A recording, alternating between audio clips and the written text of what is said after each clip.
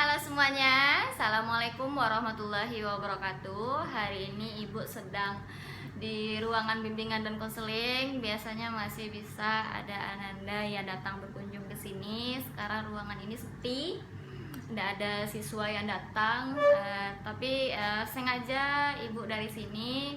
Semoga Ananda tetap hatinya tetap seperti belajar di sekolah, tetap semangat, tetap jaga kesehatan dan komunikasinya baik dengan teman-teman, sahabat, guru tetap terjalin dengan baik. Oke, hari ini itu kita mulai pembelajaran dengan mengucapkan basmalah. Bismillahirrohmanirrohim. Untuk kehadiran silahkan Ananda isi pada kolom di Google Classroom. Materi kita hari ini berkaitan dengan 4 macam pengenalan diri. 4 macam pengenalan diri ini Ibu ambil dari sebuah buku yang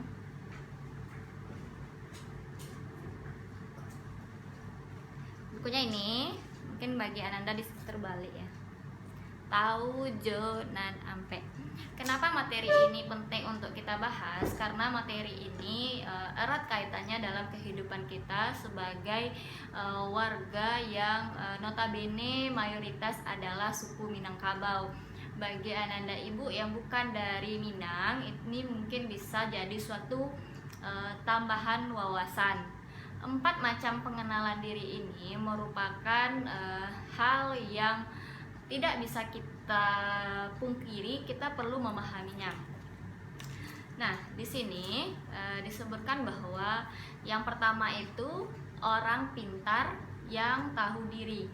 Orang pintar yang tahu diri di sini dimaksudkan sebagai orang-orang yang memiliki pengetahuan, pemahaman, wawasan dan juga keterampilan, dan dia menyadari bahwa kelebihan yang dia miliki itu bukan untuk membanggakan diri. Dia menyadari dia memiliki suatu kemampuan yang mungkin tidak banyak orang yang memahami itu, tapi dia memanfaatkan apa yang dia miliki itu untuk membantu orang lain yang mungkin belum paham atau belum mengerti.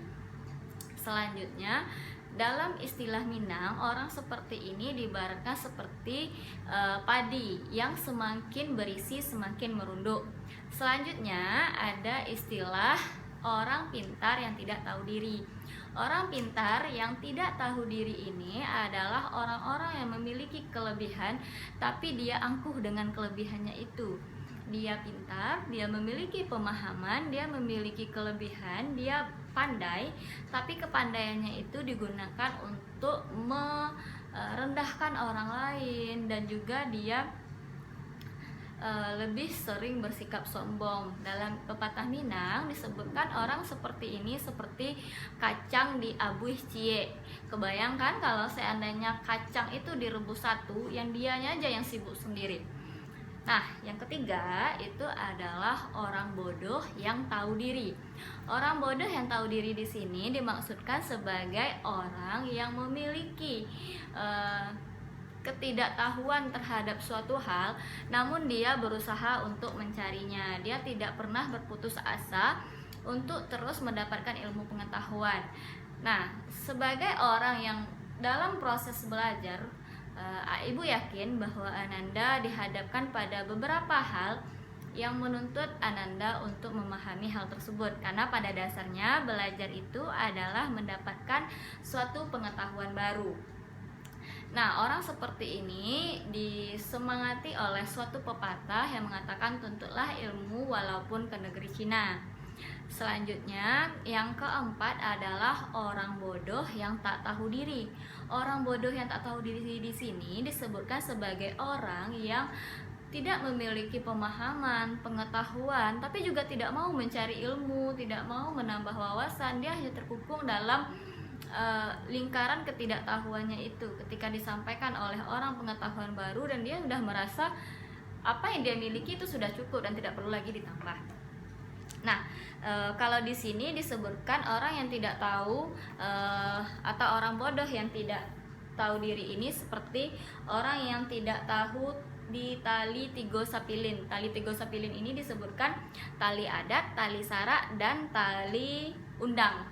Nah, bisa juga dalam pepatah sehari-hari disebutkan itu seperti kata dalam tempurung. Nah, artinya pemahamannya itu seputar itu saja. Oke, anak-anak sekalian, dari apa yang Ibu bahas hari ini, ada berapa macam pengenalan diri yang kita bahas?